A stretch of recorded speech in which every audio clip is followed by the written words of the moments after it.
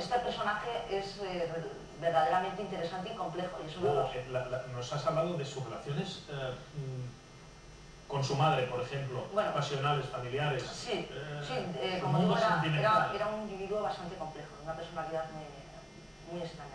Él es hijo póstumo, su padre ya había muerto, entonces él era hijo de una granjera acomodada, que se vuelve a casar con un reverendo, poco apreciado por Newton, pero que le deja una gran herencia.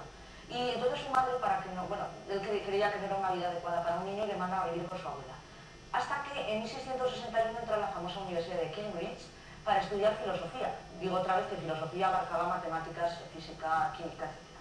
Bueno, entra allí y es cuando se dice en esa etapa, a pesar de que bueno, tuvo que interrumpir sus estudios por una epidemia de peste que asoló Inglaterra, entonces tuvo que salir de la universidad, sí. Cuando se dice que ocurrió el famoso momento científico, que es una leyenda, lo de que cae la manzana, y a raíz de ese hecho, él saca como conclusión las leyes de la gravitación universal, que, repito, es una leyenda, pero que es bastante interesante, ¿no?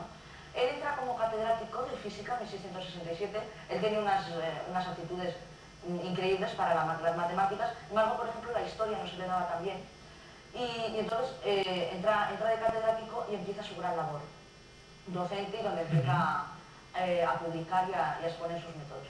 Él tuvo diversos problemas con los científicos de la época, porque él era muy reacio a escribir y hubo que oír.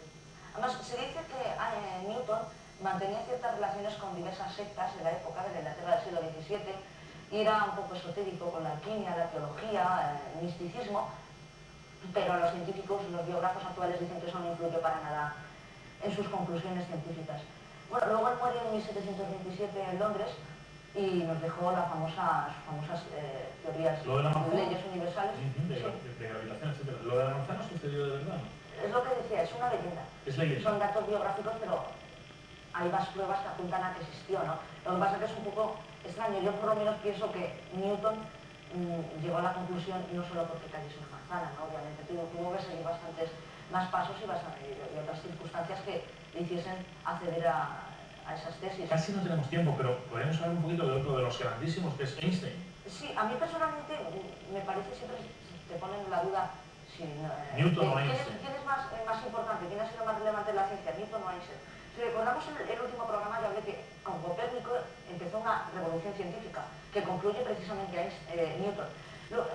Entonces, ¿quién es más importante? ¿Newton o Einstein? Newton se había basado en anteriores, era como la conclusión de un proyecto de renovación científica. Pero Einstein para mí me parece increíble, porque él era una persona que no iba bien en los estudios, no había tenido la formación, a pesar de que a los 12 años él era un genio, conocía ya la geometría de Euclides y no había tenido unos estudios muy profundos de física.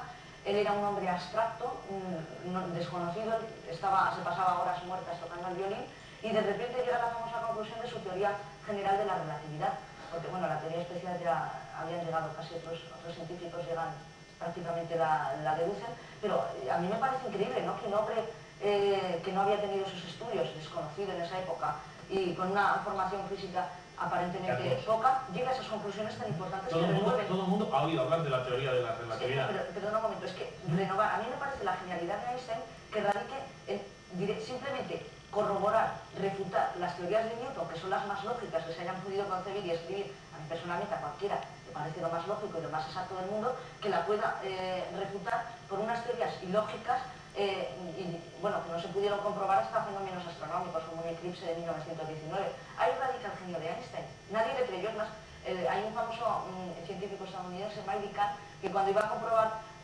su teoría del efecto fotoeléctrico, y era verdad, la tesis de Einstein, él no se lo creía, no se lo podía creer porque era casi imposible y lógico. Yo creo que ahí radica parte de los dotes y de la decía yo lo de la teoría de la relatividad. Que no quiere decir que todo sea relativo, pero sí también quiere decir, ¿no? Ahí hay un lío. Él publica primero la llamada especial,